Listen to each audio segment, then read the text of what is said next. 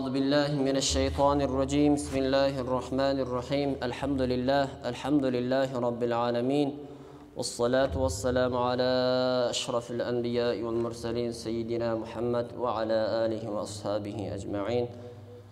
Allah Ta'ala'a çeksiz şükürler, maqtovlar bolsun. Süyüktü Peygamberimiz Muhammed sallallahu aleyhi ve sellem'ge selam salavatlar bolsun. Assalamu aleykum, urmatlı musulman bir tuğanlarım. Bugünkü sizlerden ayık bolğan cuma gününüzler mübarek bolsun. Bugünkü sizlerge ayta turgan hutba bayanımız bu günü tuğrasında. Allah subhanahu wa ta'ala Rum suresinin 41. ayetinde mınday deydi. Estağdu billah. ظهر الفساد في البر والبحر بما كسبت أيدي الناس ليذيقهم بعض الذي عملوا لعلهم يرجعون. Sadakallahul azim. Allah subhanahu wa ta'ala öz Kur'an-ı Kerim'de emne deydi. Adamlardan jasagan günöөлөрүнүн kesebetinin yer yüzünde kurgakçılık bolup, sular taşkın bolup,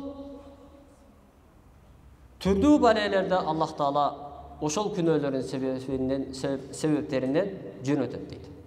Ошол пенделердин кылган күнөөлөрүнөн түрдүү бале апаттар пайда болот. Алла Таала мындай адамдардын жасаган күнөөлөрүнөн түрдүү балелерди, кырсык балелерди жиберет дейт. Балким ошол кырсыктарды көрүп, балелерди көрүп, Аллах Тааланы унуткан болсо, Аллах Таалага кайрылат бекен дейт. Караңыздар, бул дүйнө жүзүндөгү болуп жаткан кырсык апааттар, өзүбүздүн башыбызга келип жаткан, бул жашоо турмуштагы келип жаткан бардык апаат, кырсык балелер бул өзүбүздүн кылып жаткан күнөөбүздүн себебинен экен. Кылып жаткан күнөөбүздүн себебинен. Эми дүйнө жүзүнө көз салып көрөйлү. Dünya yüzünde kanday apatlar bolup жатат. Kançalagan gektar жерлер kuyup жатат. Kançalagan жерлерди su basıp жатат. Bul bolu bile жатат. Bul emnenin sebebinен? Uşul adam balasının Allah Taala'nı unutup, күнөөгө batıp, özünün nafsisine başıyıp, başkara albay, күнөөнүн köptügünün sebebinен. Эми өзүбүздүн мамлекетибизге көз салып көрсөк. Быйыл жамгыр көп болуп, канчалаган апат, жети дубанда канчалаган жерлерди басып калды. Туурабы? Кечээ деле Кочкор Атада кандай бир чоң магазин күйдү. Бул эмненин себебинен? Ушул пенде өзү бир касия кылып кетирген, ошонун себебинен Аллах Таала апат жиберген. Жалалабад карасак, канчалаган жерлерди, гектарларды, айылды басып калды сел. Бул эмненин себебинен? Ошол жерде бир бале бар. Пенденин күнөөсү көбөйгөн. Ошонун себебинен Аллах Таала жибергендир. Боом капчыгайны карасак, канчалаган жерлерди басып калды. Адамдар өлдү. Эмненин себебинен? Ошол өзүбүздүн биз адам баласы күнөөбүздүн себебинен Аллах Таала ошол нерсени бизге көрсөтүп жатат. Биз дүйнөгө берилип, башка нерсеге берилип, Аллах Тааланы унутуп койдук. Уnuтканыбыздын себебинен Аллах Таала ошол нерселерди бизге көрсөтүп жатат. Ошол нерсени көрүп, Аллах бар экен, Аллахтан коркойлу, Аллахтын буйругуна аткарайлы деген ой келип экен деп, Аллах Таала ошол нерсени бизге көрсөтүп жатат. Эми күнөөнүн себебинен ошол кайсы жерде күнөө болсо, ошол жерде бале көбүрөөк болот. Мисалы, азыркы учурда карап көрөйлү, өзүбүздүн мамлекетибизде Аллах Таала буйруган нерселерди таштап, Аллах Таала тыйган нерселерди аткарып калдык. Аллах Таала сүткорлукту харам кылды беле, тыйганбы? Биз өзүбүздүн чөнтөгүбүзгө ойлоп, ошол Аллах Таала буйруган нерседен сактанбай калдык. Сүткорлук ачык айкын болуп калды. Аллах Таала зына кылбагыла, зына бул харам, зына бул жаман иш деп тыйган беле Кур'анда. Бирок ошол нерсе ачык айкын болуп калды.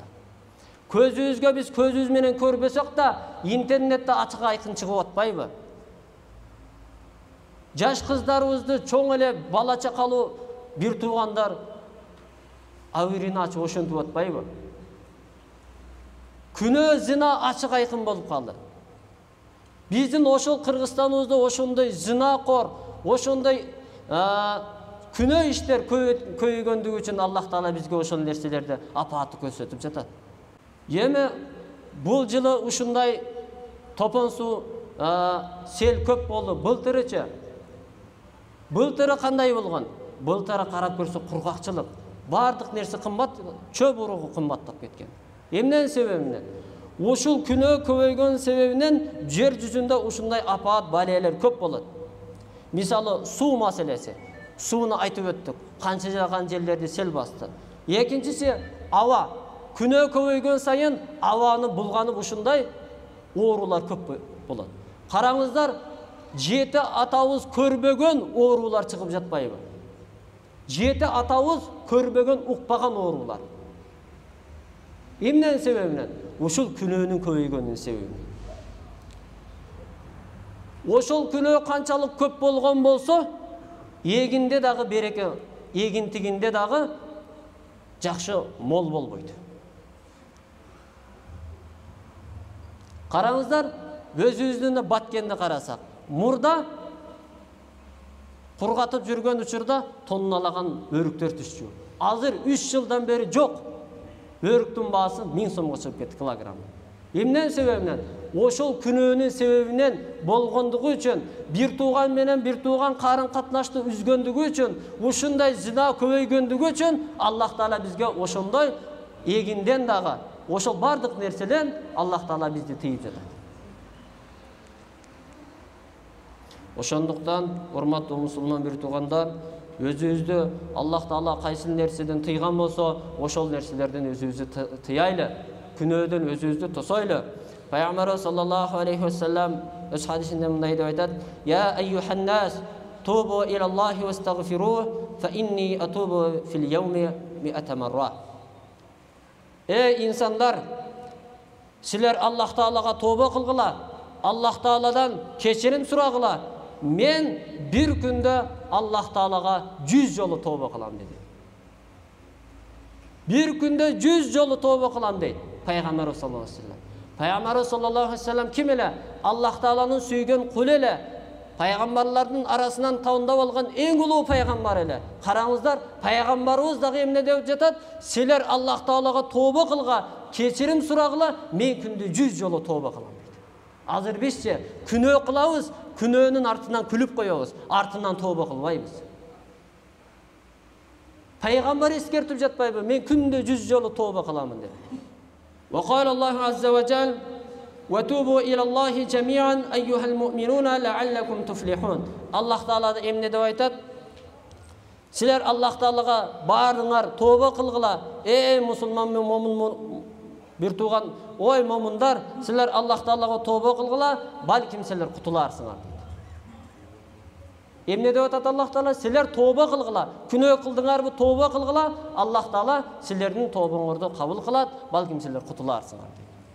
Ошондуктан бир күнөө кылар учурунда эмне кылыш керек? Артынан тоба кылайлы.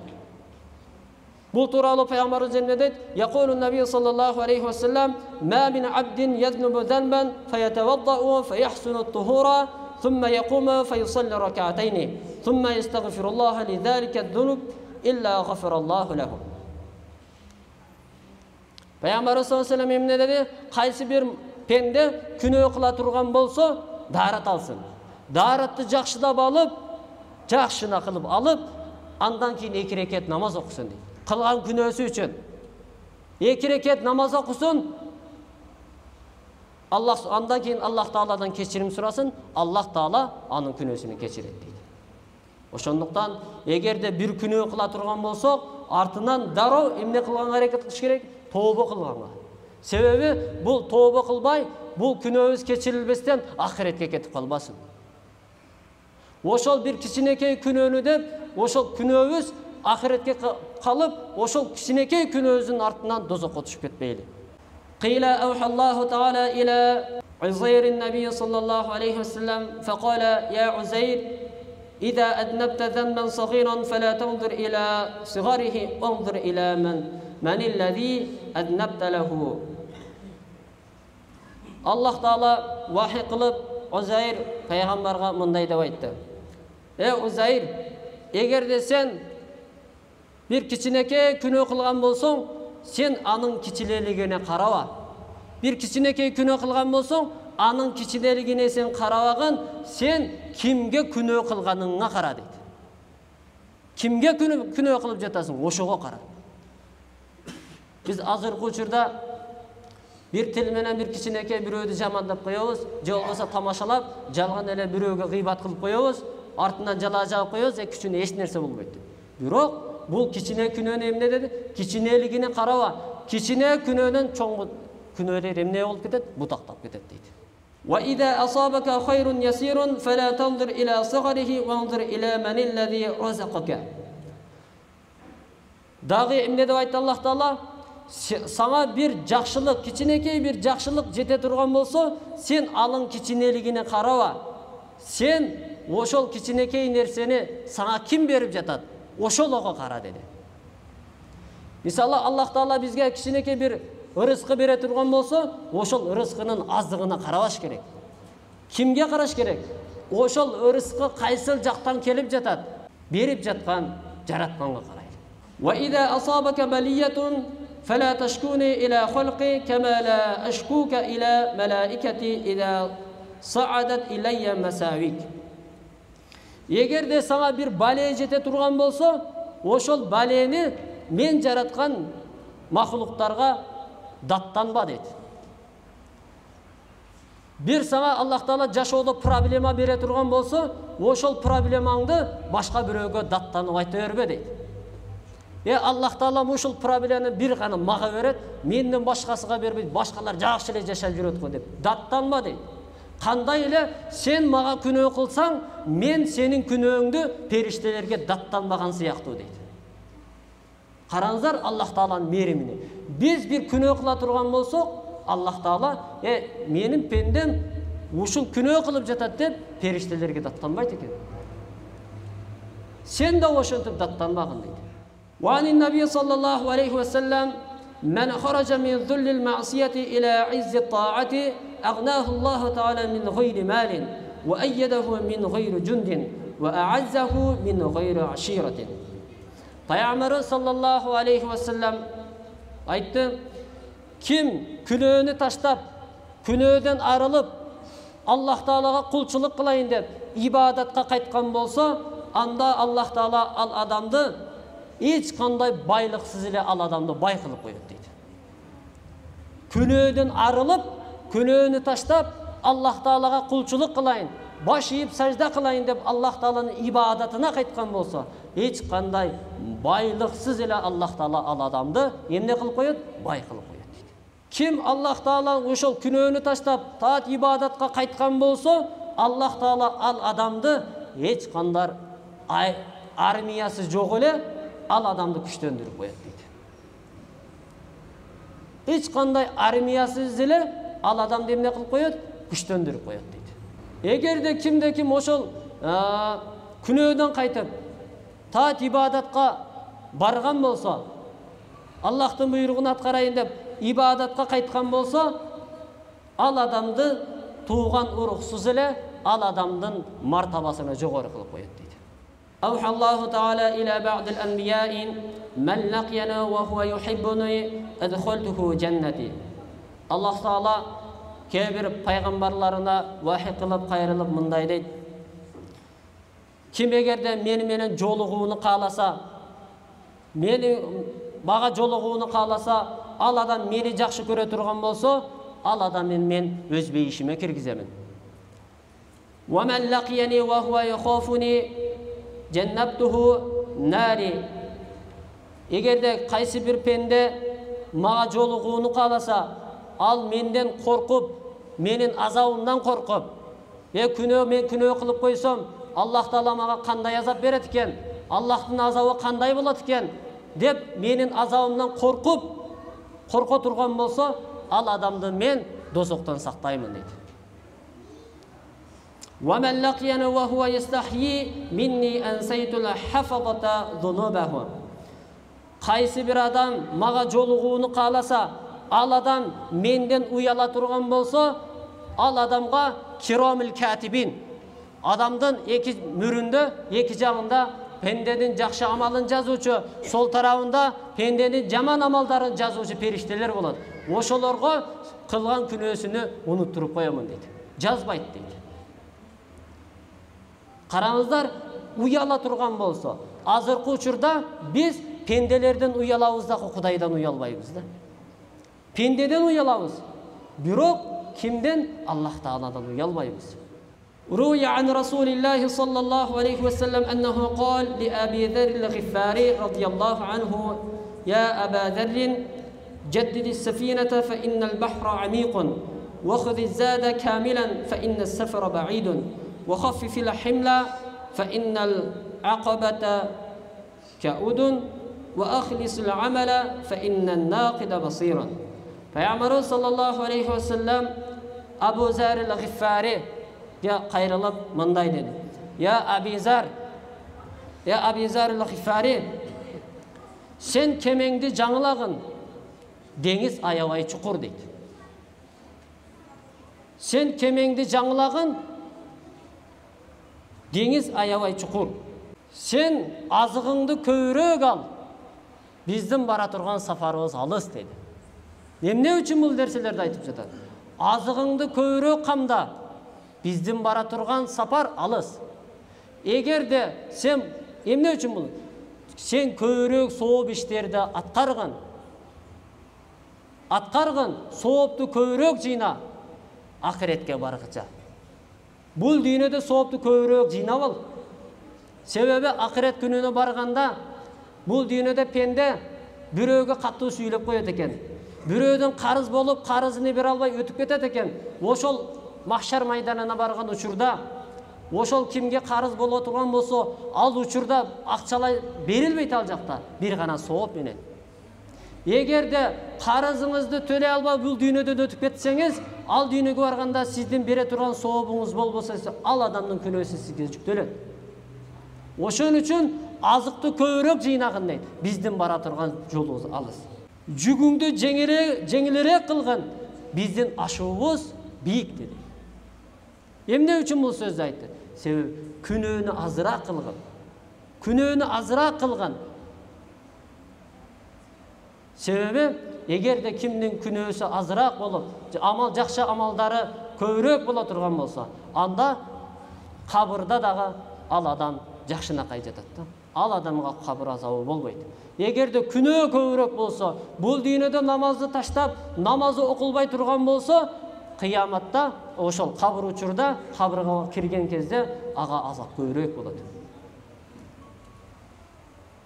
Эгерде бир жакшы амал кыла турган болсоң, чын ихлас менен кылган, Аллах Таала сени карап турат, билип турат дейт. Ошондуктан күнөөдөн сактанайлы. Бир ишти кылар учурунда бир эл көрсүн эмес, Аллахтын ыраазычылыгы үчүн.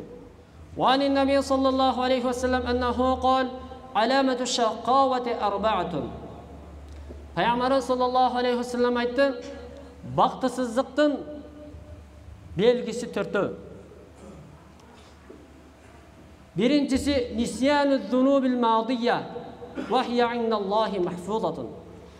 Биринчиси өткөн күнөөлөрдү, кылган күнөөлөрүнү эстен чыгарып коюу дейт. Бул дагы бактысыздыктын белгиси. Биз бүгүн күнөө кылган болсок, эртеге унутуп калабыз. Биз унутканыбыз менен биздин кылган күнөөбүз Аллах Тааланын алдында сакталып турат. Ва зикрул хасанатил мадия ва ла ядри акбилат ам руддат. Эми өткөн жакшы иштерини эстей берүү. Ол кылган бирөө, мисалы бир жакшылык иш кылган болсо, ошону элдин алдында айта берет. Мен паланчыга тигиндей кылып койгонмун, жардам берип койгонмун, паланчы жерге мындай кылып койгонмун, ошол жакшы иштерин айта берет. Бул жакшы иштерди кылдыңбы? Аллах үчүн кылган болсоң, унутуш керек аны. Билбейбиз, ал кылган жакшы иштерибиз Аллах Тааланын алдында кабыл болдубу, же болбодубу билбейбиз. Ошондуктан бир жакшы иш кылган болсок, Аллах үчүн кылып, аны унутайлы. Күнөө кылган болсок, ошону эстеш керек. Ва назаруху иля ман фауқаху фи дуния. Бактысыздыктын үчүнчү бул белгиси өзүдөн жогору дүйнөдө байлыгы көп адамдарга көз артуу. Бир байды көрө турган болсо, ошол байдын байлыгына көз арта берет. Байлыктын артынан жүрө берет. Бул дагы бактысыздыктын белгиси дейт. Ва назаруху иля ман дунаху фи дини. Андан кийин динде өзүнөн төмөнкү адамдарды кароо дейт. Динде дагы бир аз илим алып алган, бир аз өзүнөн кийинки илимсиздер болсо, аны көрө албастык кылып, хасад деп коет, көрө албастык кылып, тоотпойт да. Бул дагы бактысыздыктын белгиси дейт. Yaqulu Allahu Taala aradtuhu wa lam yuridni wa taraktuhu. Wa alamatu sa'adati arba'atun. Yemi bактылуулуктун белгиси төртөө. Бул зикру зунуби мадия. Өткөн күнөөлөрдү эстөө. Бул дагы бактылуулуктун белгиси дейт. Өткөн күнөөлөрдү. Себеби өткөн бир күнөө кылып кое отурган болсо, ошо мен күнөө кылдым, Аллах Таала кечирет бекен, кыяматка барганда азап бербес экен деп күнөөнү дайыма эстеп туруу, бул бактылуулуктун белгиси дейт. Ва нисянул хасанатил мадия. Эми өткөн жакшылыктарын унутуу. Жакшылык кылган болсоңуз, анда унутуу, бул дагы бактылуулуктун белгиси дейт. Ва назаруху иля мин фауқихи фи дини. Эми динде болсо, өзүнөн жогору дараждагы адамдарга көз салып, ошолорго умтулуу. Мисалы, алым адамдарды көрүп, Аллахым мага да ушундай такыбачылык берсе экен, ушундай илим берсе экен, өзүңдүн аяттарыңа терең кирип, ой жүгүртө турган алымдардан кылса экен, мени да ошундай даражага жеткирсе экен деп умтулган адам дагы, бул дагы бактылуулуктун белгиси дейт. Ва назаруху иля мин дунихи фи дуния. Эми дүйнөдө болсо, өзүндө байлыгы бар, колунда жок, бейбичараларга жардам берип, ошолорду карап шүгүр кылган адам. Аллахым, ушунча байлык берипсиң мага, Аллага шүгүр, менде мындай байлык жок адамдар да бар экен. Аллах сага көптөгөн шүгүрлөр болсун деп шүгүр келтирүүдө кылган адамдагы, бул дагы бактылуулуктун белгиси дейт. Андан кийин дагы бул темадан сырткары айта турган маселе, азыркы учурда мамлекетибизде көптөгөн агымдар көбөйүп кетти. Көптөгөн агымдар көбөйүп, элди экиге жарып, элди буза турган деңгээлге жетип калды. Азыркы учурда чок кармап жашай турган доор болуп калды. Карапайым эл кимди кармашыны билбей калды. Кимди кармашыны билбей калды. Тияга бурса, анысы болбойт дейт. Тиягына караса, тигиниси болбойт дейт. Ушундай адамдар кимди карманышын билбей калды. Азыркы учурда урматтуу мусулман бир туугандар, элдин ортосуну бөлбөстөн, элдин ортосуна фитна чыгарбастан, Аллах Таала Кур'анда эмне дейт? Ал фитнату ашадду минал катл. Фитна чыгаруу бул адам өлтүргөндөн дагы азабы күчтүү дейт. Ал фитнату ашадду минал катл. Азыркы учурда мечиттерге барып алып, кээ бир мусулман бир туугандар өзүнүн кармай турган жолун кармап, элдин ортосунда фитна чыгарып, азыркы учурда мечиттерде көп болуп жатат. Элдин ортосуну бузуп, амин деп. Аминде айта турган болсо, биздин мазхабта, биздин Абу Ханифа рахматуллахи алейхти, башка Шафи мазхабтагы, эгерде биздин мазхабка келип уй турган болсо, Абу Ханифа рахматуллахи алейхинин урматтап аминди ичинде айтат. Ошондуктан элдин ортосунда фитна чыгарып, уруш чыгарбастан, ошол урматтап, жамаатты урматтап, өзүнүн жамаатына барып айтса айта берсин. А мындай чоң жамаатка келип, ол элдин ортосуна фитне чыгаруудан сактанайлы. Өзүнүн жамаатына барып айтсын ошол нерсени. وآخر دعوانا أن الحمد لله رب العالمين. الله سبحانه وتعالى ошол айтылган ар бир хадистерге амал кылуучулардан кылган болсун. Жана кичине ошол ар бир өз пенделик кылып кетирген кичине күнөө кылабызбы, чоң күнөө кылабызбы? Аллах субханаху ва таала ошол бүгүнкү ыйык болгон жума күндүн урматында жалпыбызды жараткан ошол күнөөбүздөн кечкен болсун. Аллах субханаху ва таала сизи биздердин ар бир басып келген кадамыбыздарга жараткан эселеген соопторду жазсын. Ва ахиру дa'wana алхамдулилlah.